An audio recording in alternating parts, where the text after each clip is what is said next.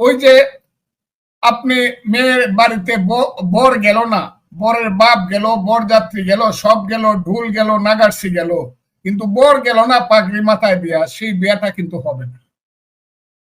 এই দেশের রাজনীতিতে ইউনূস সাহেব বর বানাইছে হলো এই ছেলেপেলেদেরকে, যারা 3টা জেনারেশনকে ধ্বংস করে দিছে, আমার জাতিকে ধ্বংস করে দিছে।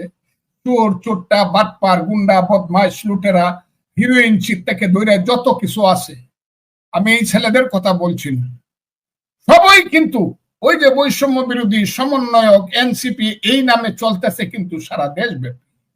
কাজে এদেরকে বাদ দেয় জামাত বা ইউনূস সাহেব কোন জুলাই সনদ পাশ করে ফেলবে এটা আমি মনে করি, এবং এটা হবে না। আপনি দেখেন এই ছেলেরা খুশি করার জন্য আবার না বররে না নিলে শুধু বরযাত্রী দিয়ে কি বিয়ে হবে, ওদের আবার কিন্তু ওই ডাকাডাকি শুরু হবে, এবং এইটা একটা দীর্ঘস্থায়ী প্রক্রিয়া হবে। এই ছেলেরা জানে তাদের পিছনে শক্তি আছে।